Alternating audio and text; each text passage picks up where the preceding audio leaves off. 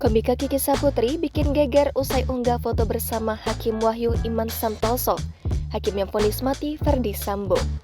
Netizen pun bertanya-tanya apa hubungan Kiki Saputri dan Hakim Wahyu Iman Santoso. Pasalnya, Hakim Wahyu Iman Santoso juga kepergok datang ke acara lamaran Kiki Saputri beberapa waktu lalu. Bahkan banyak yang menduga bahwa Hakim Wahyu Iman Santoso adalah mertua Kiki Saputri.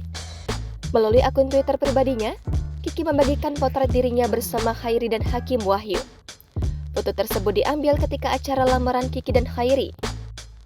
Dalam foto tersebut tampak Kiki mengenakan kebaya. Sedangkan Khairi dan sang hakim mengenakan kemeja batik lengan panjang.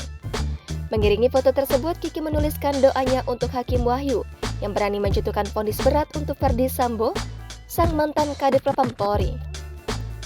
Kiki mengaku sangat menghormati Wahyu Iman Santoso lantaran berhasil menegakkan keadilan. Istri Khairi pun berharap agar para penegak hukum lain dapat mengikuti langkah Hakim Wahyu. Postingan tersebut pun menuai beragam komentar dari warganet. Hingga banyak warganet yang mempertanyakan hubungan Kiki dengan sang hakim. Bahkan tak sedikit warganet yang menduga kalau Hakim Wahyu Iman Santoso adalah mertua Kiki Saputri. Kiki pun membalas komentar yang menanyakan apakah Hakim Wahyu mertuanya. Kiki menegaskan bahwa hakim yang memvonis Ferdy Sambo bukan mertuanya. Diduga Hakim Wahyu adalah kerabat dari suami Kiki, Muhammad Khairi. Diketahui para terdakwa kasus pembunuhan mendiang Yosua telah dijatuhi vonis beberapa hari lalu. Wahyu Iman Santoso memvonis Ferdy Sambo hukuman mati. Putri Chandrawati divonis 20 tahun penjara.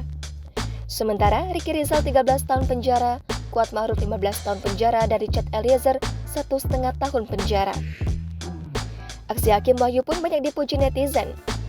Namun, banyak pula yang mengkhawatirkan keselamatan hakim tersebut usai menangani kasus besar.